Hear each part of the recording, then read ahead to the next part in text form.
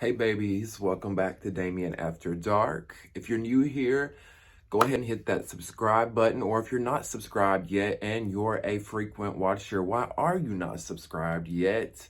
I'm so glad to have you guys back here. Look, most of y'all are probably used to my reality TV reviews, but I'm switching it up a little bit, and we're going to get into some celebrity news and gossip and some things going on out there in the streets.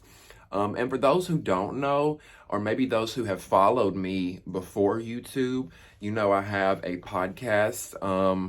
My Damieon After Dark is actually my brand, and it was a audio podcast. It still is an audio podcast. Excuse me. And if you want to check it out and listen, I have 3 seasons up with about 30 plus episodes. You can go to all podcasting platforms and just search Damieon After Dark, and you can get all the episodes. I need to do a new season and start putting new content out, but you know, I had people recommend that I bring the podcast to YouTube. I started doing YouTube. You guys blew it out the water. I've been getting crazy responses, crazy views. So I've just kind of stayed here in YouTube and realized that like this is my lane. And I don't want to abandon the podcast, my audio podcast, because people ask me about it all the time. So I will be going back and uploading new episodes in the future. Hopefully putting this stuff here on YouTube to the audio so y'all can listen on your way to work and all those sorts of things. So yeah, go check that out. And I'll put the link in the comments as well for you guys, as well as my skincare and beauty brand. For those who don't know, I have a skincare and beauty brand. If you can't tell, I love skincare. And you can check that out as well in the comments below. So we're going to get into some things today because we got a few things to talk about. The Chrisleys, there's a lot going on with the Chrisleys and their fake asses. There's some things going on in Housewives world that I wanted to talk to you guys about that you may not know. And then Kathy Hilton is allegedly a racist and a homophobe, allegedly. We're going to get into that. But first, we're going to start out with the Chrisleys, okay? Because Todd, and if you don't know, Chrisley Knows Best. That's the show on, is it USA Network? One of those networks. Y'all know the show. I'll be honest, I've never really gotten into the Chrisleys because off the bat, I knew that the show was fake. I could tell that the show was fake.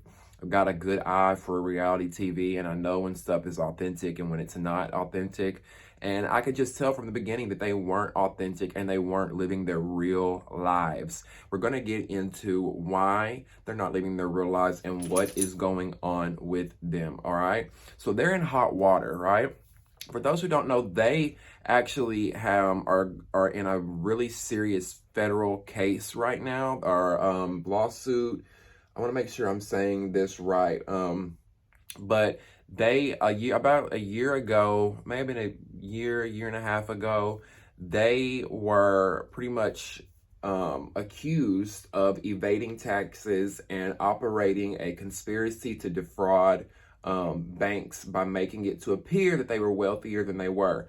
Owed taxes, allegedly, all sorts of shady shit was going on with the Chrisleys. And one of the reasons why I say that they're so fake and phony to me is because when this came out, I was expecting to see this on the show, to see it play out. Because with most reality shows, whether it's the Real Housewives, no matter what the show is, we usually get to see, if someone is going through a divorce. Look at Erica Jane and Jen Shaw on the Housewives. They were going through like some civil and criminal lawsuits and charged. Jen was even charged. And we're seeing all that play out. But with the Chrisleys, when their new season came about, nothing was ever spoken about this case. Nothing, they never brought it up. It's like the producers wanted to hide it all along, and they wanted to make the show seem what it always has been, which is that they're a cookie cutter, posh, happy-go-lucky family that has no problems. And that's just not the case. Everybody has their issues. And with the Chrisleys, we always had to find out about their issues through the blogs and through media and the news. They never talked about it on their show. So it's like, why are y'all not talking about it and being transparent if you're living your life on a reality TV show, right? So, they had a former business partner And the former business partner testified Tuesday in a federal fraud trial that Todd paid a blackmailer hush money to keep his intimate affair with this business partner quiet. So I know there's a lot in that. Let me break it down for you. So pretty much is Todd had this business partner years ago, like back in 2004, 5 years ago. And this business partner alleged that he and Todd had an affair, an intimate affair. Now, some may say, what? Todd's gay? Come on now. We could have seen that coming. Stevie Wonder could have saw that shit coming. That's another thing that really I wouldn't say upsets me, but just confuses me and makes it hard to watch their show, is because it's very obvious that Todd Chrisley is living a lie. This man is not completely heterosexual. We can see it. He's gayer than gay. Gayer than I could ever be. We see it on the show with his Botox and the way he talks and how he acts and all that. And Julie's just along for the ride. She gets along to get along and go along to live her wealthy lifestyle. Now, allegedly, this is my opinion. This is what I see as a gay man. I know a gay person when I see him. We know a gay person when we see them, right? Y'all aren't stupid. Chime in the comments below and let me know. Do y'all think Todd Chrisley is really straight? Come on now. Do y'all really think that Todd Chrisley is really straight? Let's be real about it. That man is not. I don't care what nobody says. And the way that he just insists on it, always, he's always just denied it. It's complete bullshit in my opinion. And that's why one of the many reasons I've never been able to get into their show. Y'all aren't living your authentic lives. Now, if Todd was on the show and said, I'm a bisexual man, I like men, but I also love my wife, Julie, I would be here for it. I could see it. I could see how it would be more believable. Their lifestyle, their family, what they're showing on TV would be a little bit more believable. But it's all a facade. It's all fugazi. It's all smoke and mirrors, okay? So let's get back to the trial and the things that are going on. So, like I said, federal prosecutors have accused Todd and his wife, Julie, of evading taxes and operating a conspiracy to defraud banks by making it appear that they were wealthier than they were to live an extravagant lifestyle that they couldn't afford. So what they were doing, they had this business partner. This business partner came forward because he did not want to go to jail. He pretty much made a deal with the prosecutors and said, look, I will work with you guys in exchange of saving my ass, so I don't have to go to prison. And what he disclosed to them was, look, I was helping Todd make fake documents, and I was making it appear on paper that they had more money than what they had. They would take this to loan companies, and then they would get these big $1 million loans from these companies. In exchange, Todd would take the money he would take the loan money, and he would go live this big extravagant life. Hence where they got all their money from. Now, a lot of times throughout the years, throughout the Chrisleys TV show success, a lot of people always ask, where did the Chrisleys get their money? Where did they get their money? And, people would say, and Todd would say it was through flipping houses, real estate, those type of things. And there was some receipts from that, but the majority of their money is allegedly from these loan companies. And then what Todd would do to get away from paying these loan companies back is he filed bankruptcy after he had taken out so many loans and had millions and millions of dollars in the bank, right? Okay, so they got all these millions of dollars. They're living this lavish lifestyle. 2012 comes around, and that's when the TV show comes about. So we see these rich, wealthy white family living on TV, and we think they're just flipping homes. We think they're getting an honest living, when all in actuality, they were frauding and scheming and doing all the things that criminals do. All right. So, like I said, if you watch the show, they portray a happy-go-lucky, picture-perfect family with no problems. But that is far from the truth. And also, another reason why I know for a fact that the show is fake it doesn't, number one, it doesn't take a rocket scientist to see that when you watch the show. It's very obvious that a lot of the scenes are just staged and it just comes off cheesy and fake. But y'all know, as I've talked to you before about in my videos, that I worked in television production before. I've been a production assistant, I've been a producer, and on one of the shows that I worked on, I worked with a young lady who worked on Chrisley's Knows Best. Her name was Jess. And only reason I'm calling Jess out is because she was never really that nice, to be honest with you, so I don't really care. I have nothing to lose with calling her name out. But what Jess told me was, we were talking about shows that we worked on. She said, I worked on Chrisley's Knows Best. I said, that show always just seemed fake and staged to me. And she confirmed it for me. She worked on the show as a production coordinator. And she said the show is definitely fake. Most of the scenes are staged.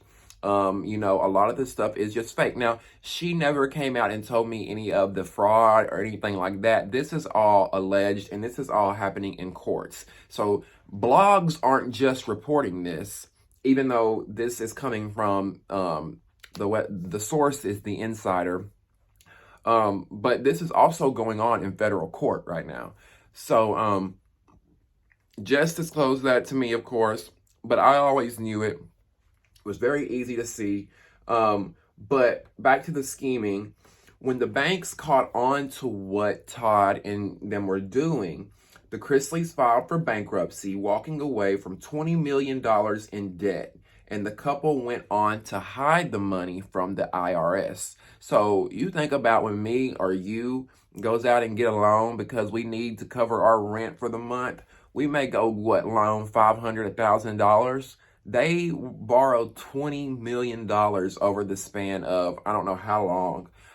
And then he went on to file bankruptcy to try and avoid paying this back. But you can never win when it comes to the IRS, because the IRS is always on top of their shit, right? So it didn't catch up to them right away, but years later down the road, here we are, and it's catching up to them.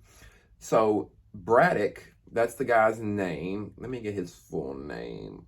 Matt Braddock. He told the FBI that he committed bank fraud on behalf of Todd Chrisley, Julie Chrisley, and himself.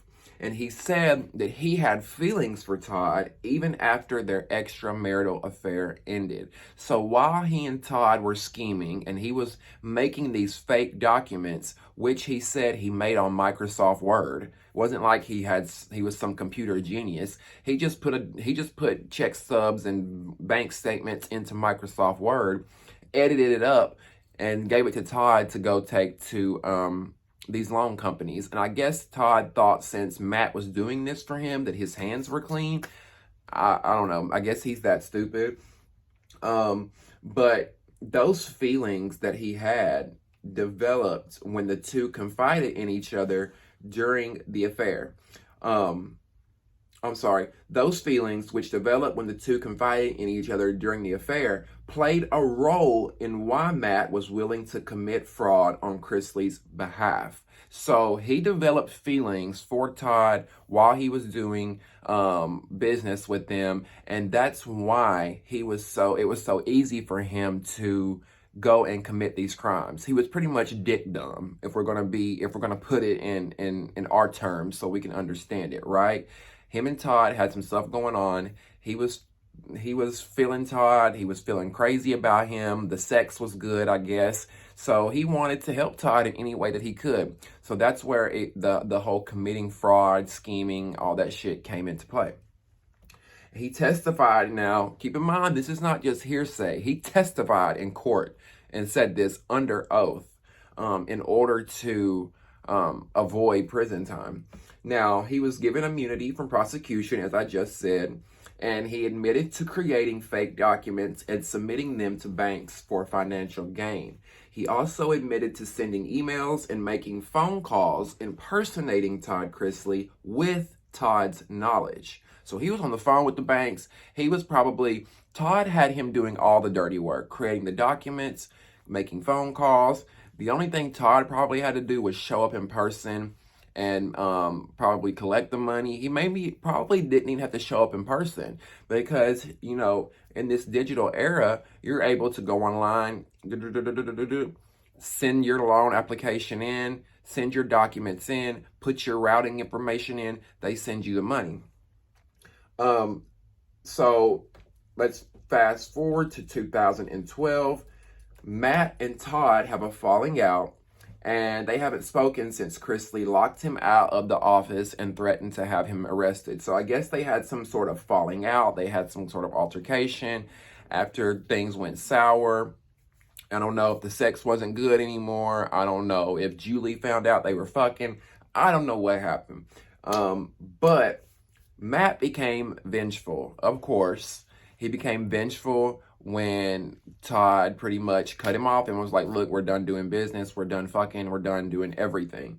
He became vengeful, and he went on to make fake email addresses under fake names, which he used to send incriminating information about the Chrisleys to the government and news organizations, as he admitted on cross-examination. Chrisley's attorney, now Todd and Julie's attorney, Bruce Morris, alleged in his opening statement that Matt was obsessed with Chrisley and wanted to be him. So the Chrisley's defense is this is just a crazy person who wants to be Todd. So what I'm taking from this is, Todd, y'all are admitting that y'all know this man. I mean, that's what you're saying. If y'all are saying that he's obsessed and wants to be you, you obviously know the man, because why would you say that he wants to be you? That sounds like some stuff that Todd would say, because we got to remember, this is Todd Chrisley, who is very much into himself, if you've seen the show.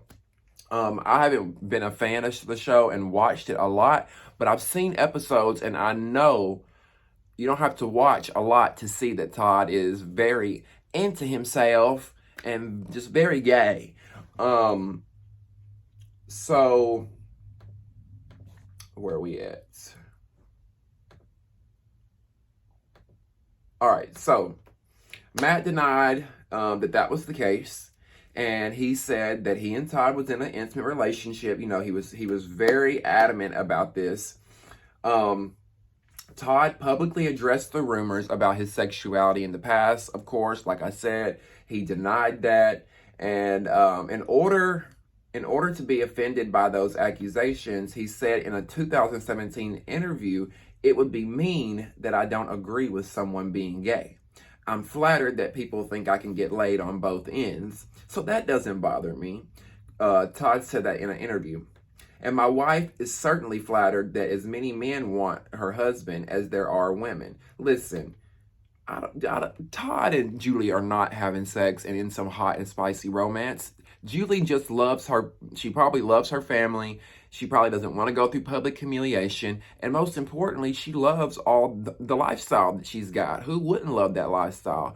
But at the expense of going to prison, I don't think so. I wouldn't want any parts. And if my partner was doing that, the moment they come to me and said, "Look, this is what I'm doing to make us money," I don't know, you're going to quit or I'm divorcing your ass, because I'm not going to prison. Are you kidding me? Absolutely not.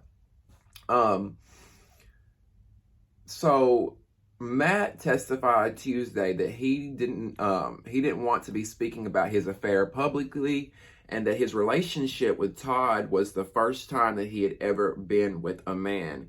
And he also said that he had to address the issue with his wife before he was called to testify. So this man is married to a woman. The guy who had an affair with Todd allegedly also had a wife. So both of these men are living double lives, married to women, while at the end of the day, they were doing crimes together and having sex with one another behind closed doors.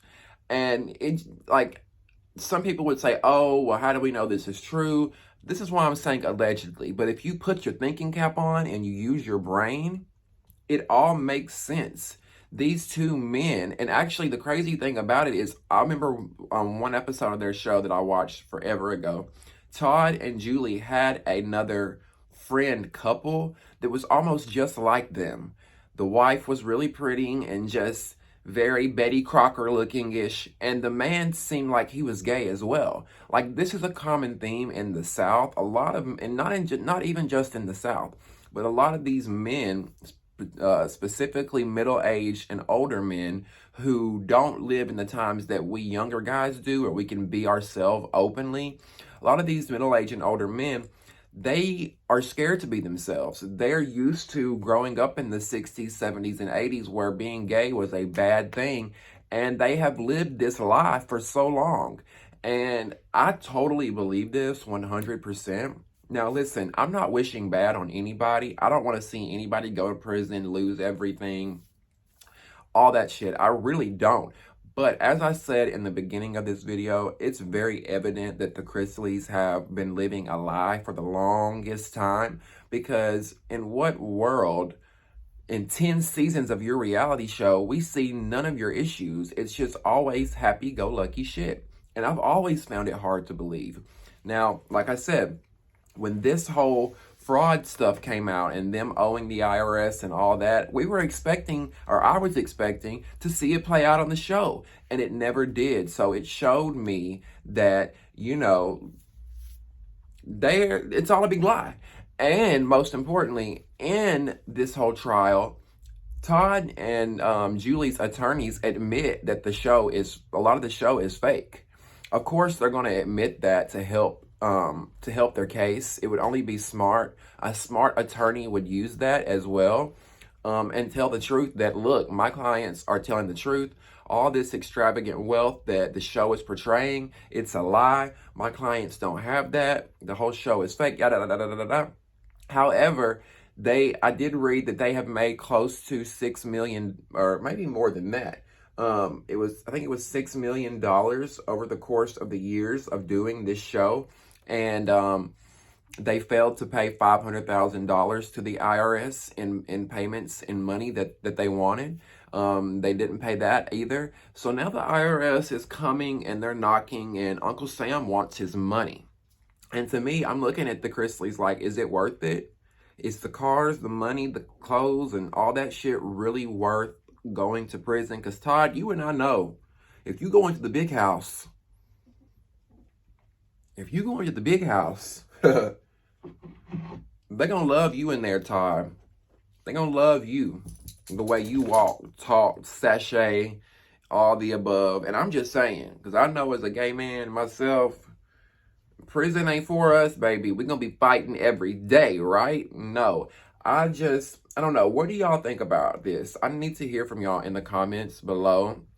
Do y'all believe this? Do you think that the Chrisleys are innocent? Do you think that they're guilty? Do you think that their lifestyle has been an entire lie?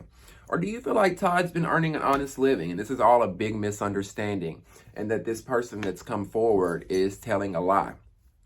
The thing about it for me is, like I said, they pretty much have admitted in this case, when Todd said, oh, this person is lying, he just wants to be me. Like, if you didn't know this man, you wouldn't know that he wants to be you. You obviously know this man.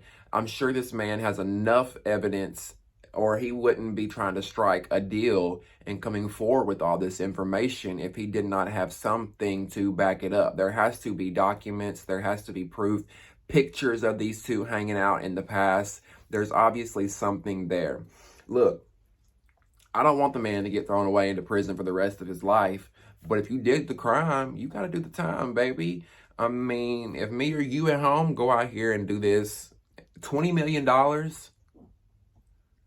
million, and, you know, maybe in LA or New York, it'd be easy to blow through that really fast, but they lived in Atlanta and Nashville. I'm really close to Nashville. If you have $20 million and you live in Nashville, that's going to go a long fucking way. I mean, you can get a nice, huge home for $1 million.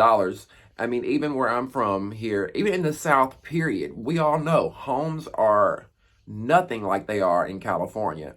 A $20 million home in California, maybe $2 or $3 million here in Tennessee, Georgia, Alabama, wherever, right? So let's move on from that. I do want to hear what y'all have to say in the comments below about this story. And as it unfolds, I will come back and we will talk more about it. Don't look forward to seeing it on the show, because they're not going to give us any of this truth on the show. I predict they're going to keep giving us fake produced storylines to keep up this image. But if y'all were smart, Chrisleys, if you want this show to continue and you want to really captivate audiences and bring in the viewers, you need to be authentic and, you know, bring us into what's really going on. Obviously, you're not going to admit that you did all this, but take us through to the attorney's office with you. What we want to see scenes with the kids, with you explaining to the kids, look, this is what's going on. You know, we're trying to work things out. Like, we want to see what's the real life story. Okay, moving right along. I got my teacup over here and I got Dr. Pepper. Like, that really adds up, right? That's really a good combination. So, I've been listening to Carlos King's podcast. For those who don't know, Carlos King, he's actually my former boss man. I worked for his show, of course. I've talked about that with y'all before. And he has a, he produced the Real Housewives of Atlanta for years. He's produced Love and Marriage Huntsville, Love and Marriage DC, Hollywood Divas, The Next 15, just to name a few of the shows that he's done. He has a podcast called Reality with the King, and he said some pretty interesting things that I did not know. So first of all, one of the things that I did not know, he did an interview with Mariah Huq from Married to Medicine. Y'all know Mariah, right? I love Mariah. She's one of my favorite reality stars. She's underrated. But he did an interview with Mariah, and she was supposed to be, a Real Housewife of Atlanta. Listening to the podcast, he said in the interview with her that they approached Mariah in season 3 when Cynthia came on board about joining the show. But at the time, Mariah was trying to pitch Married to Medicine to Bravo. And Mariah really believed in Married to Medicine. She really believed in this show, that she did not want to take the chance of going on Housewives and losing her opportunity with Married to Medicine, even though I think she could have done both. Maybe not. Maybe she wouldn't have been able to have owned it or something. I don't know all the logistics to it. But she said, you know, Atlanta Housewives would have been a great opportunity for me. The show was booming in seasons 3 and 4. The ratings were really, really good. But she just knew that she had something gold with Married to Medicine. And she had to turn it down. And, you know, I think about it. And I'm like, could y'all have imagined if Mariah Huq would have been on Real Housewives of Atlanta holding a peach in season 3? I wonder if Cynthia would have ever... I'm sure Cynthia would have came along later in the seasons, but I would have rather had Mariah than Cynthia. I think Mariah would have probably had a much more fun experience on Atlanta Housewives versus Married to Medicine, because obviously she didn't have a good run on her own show. Y'all saw how that worked out if you're a Married to Medicine fan. But I just thought that was very interesting that... But it also made sense to me, because when I used to watch Married to Medicine, I used to think, why did they not get Mariah or Quad to be on Atlanta Housewives? They were just, they embodied a Real Housewife of Atlanta. And then come to find out, all along, Mariah was asked. But I do respect her for standing by what she really wanted to do and what she believed in, which was, she had this show. She knew it was a gift. She knew it was something that was different than any other show out there, and she believed in it. And she turned down something. It showed that money and fame wasn't that important to her at the moment, because she wanted to cultivate something of her own that she created. So kudos to you, Mariah, even though I would have loved to have seen you on The Real Housewives of Atlanta versus Married to Medicine.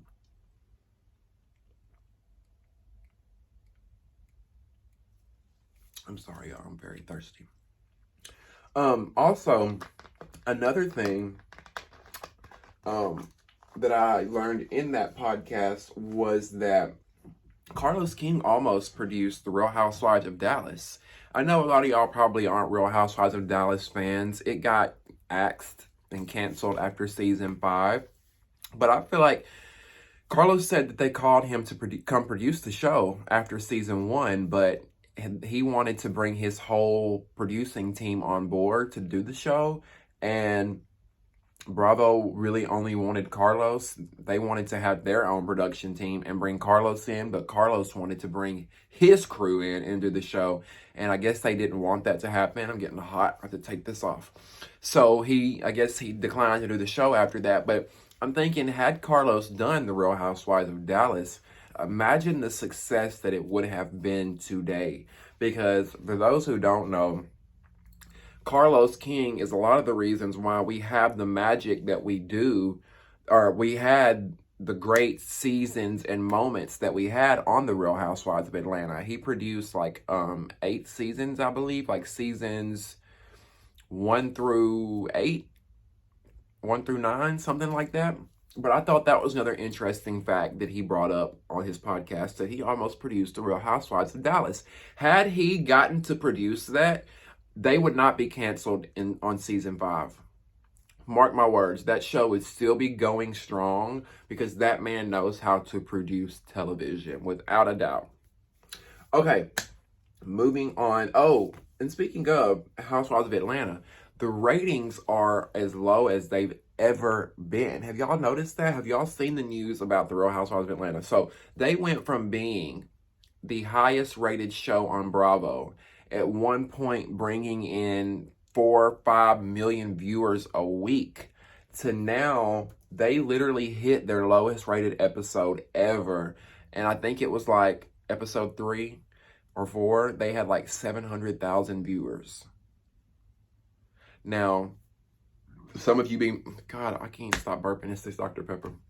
Some of you may be thinking, wow, 700,000 viewers, that's awful. And it is a significant jump from 4 and 5 million. However, times have changed. We have Netflix and Hulu and Discovery Plus and Peacock and all this plus that, just different streaming networks, and people don't have to watch cable anymore. We don't have to pay for expensive cable packages anymore and sit in front of the TV at a certain time to catch our shows, right? We don't have to do that anymore.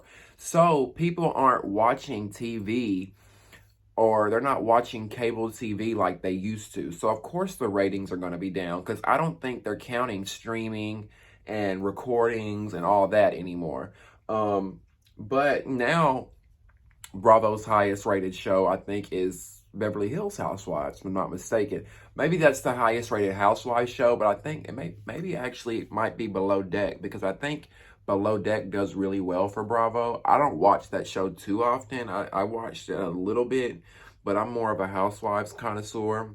But yeah, let me know in the comments below what y'all thought about the Atlanta ratings, what you think about Mariah possibly being on Married to Medicine. Would y'all would have liked to have seen that, or do you think she was a better fit for Married to Medicine? All right, moving on to Kathy Hilton. So speaking of the Real Housewives of Beverly Hills, Kathy Hilton, which is Kyle Richards' sister and Paris Hilton's mother, she joined the Real Housewives of Beverly Hills last season as a friend of. She wasn't a diamond holder. She wasn't a main cast member. She was just a friend of. And I guess she didn't want to showcase her full life and put all of her business out there. So she just agreed to being a friend of. That's what I took from it. She is really getting accused of some things, y'all. Kathy is really being accused of some things that I really am starting to believe. And I hate to say I believe it, but I really feel like Kathy is one of those women who has deranged white woman syndrome, and I'll get into what that is in a little bit. But let me tell y'all what's going on with Kathy. So, the Real Housewives of Beverly Hills went on one of their cast trips, and they went to Aspen, Colorado, which is like a really prestigious, it's like the Beverly Hills of Colorado. Aspen is. All the celebrities and wealthy people go to vacation there. It's like when you're tired of going to the beach and being in tropical climates, which I don't see why anybody would get tired of going to tropical climates. But when you want to switch it up, you go to Aspen and you go to the snow and the mountains and, you know, all that beauty or whatever. So they went on an Aspen trip for one of their cast trips. And allegedly, this is all alleged now. Don't come for me, the Hilton family. Don't come sending me no damn lawsuits or cease and desist. Allegedly, according to sources and the streets are talking, Kathy is going to end up being the villain this season because she allegedly used some racist and homophobic language during this cast trip. They're saying that Kathy used the N-word and possibly used the F word, which y'all know what that word is, towards a gay man. And at one point they said it was towards Sutton's assistant. If y'all remember, Sutton has a black gay assistant that we saw on last season and the season before. He pops in and out of scenes. And allegedly, she said some kind of defamatory and derogatory things, racist, homophobic things to this young man. And then I had also seen where he denied that and he said that did not happen. But other people are saying that, okay, it wasn't Sutton's assistant. It was someone else that we will see later on in the show when this plays out. Now, I don't know for this to be true, but there is a lot of drama surrounding Kathy Hilton in this season. And if you watch the trailer for the Real Housewives of Beverly Hills this season, you'll see towards the end, like one of them says to Kathy, like, I can't believe you said that. Like, they are drumming up, they are teasing us that something is going on with Kathy. And I, unfortunately, and y'all probably think I'm always believing the salacious shit, but 9 times out of 10, it turns out to be true when we hear these salacious rumors, you know. The reason why I believe this is because I watched Paris Hilton's documentary. Paris Hilton did a documentary about her life and the things that she went through, and her parents weren't the best parents. Some of the things, they sent her to a camp where Paris was beat and abused and all sorts of things, and they knew about it. You have to just go watch the documentary. I think it's called This Is Paris. And she goes real into detail about what happened to her. But not only that, Kathy seems to live in a bubble. We see that on Real Housewives of Beverly Hills.